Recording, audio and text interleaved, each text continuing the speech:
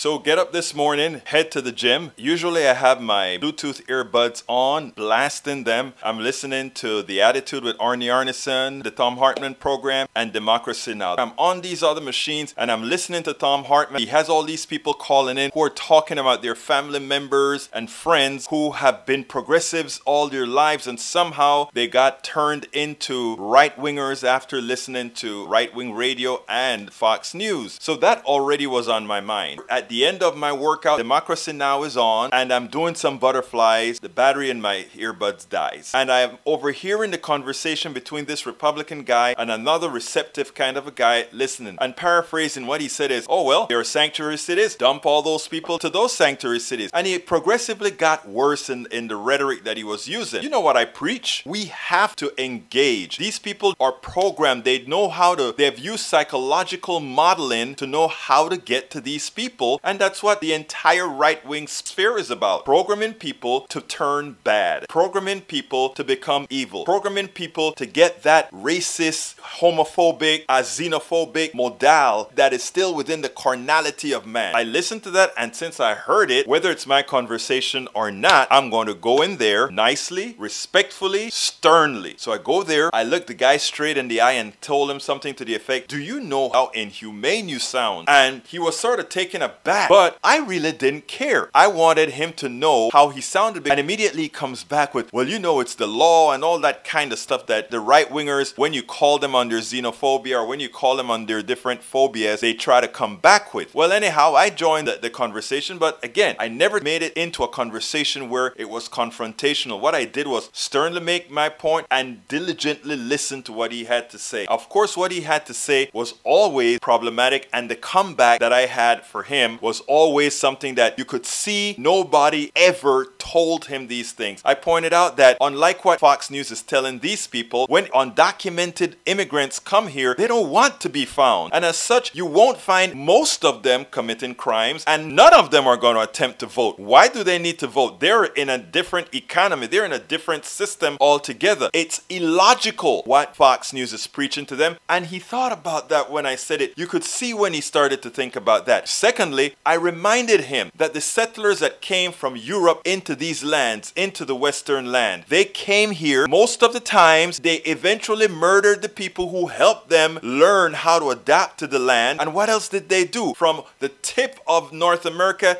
down to the tip of South America, they then enslaved the people to create fast-growing economies. We were partially responsible for what's happening in Central America, South America, and these people are migrating here because of that. And in the process, shouldn't we be atoning for how we got the riches we got? Shouldn't we be atoning for how we got the lands we conquered? Shouldn't we have some sort of a compassion given our checkered past? So I brought that up to him, and he really didn't have an answer. Of course, you can't have an answer for that, right? But altogether, the idea is we had a conversation. I made sure to never let the conversation get out of hand. If there's one person fighting to keep that conversation going, it will never get out of hand. And if for some reason you get somebody that is just simply irrational, refuse to talk, at that point you walk, because that person just cannot be dealt with. We are in a space right now where we have to engage. Most people are ideologically empty. Most people are rudderless. What we have to do is fill that void, fill that vacuum. And if that vacuum is already filled with a poison, we have to bust it out of there. We got to blow it out of there. Progressives, we have a job to do. We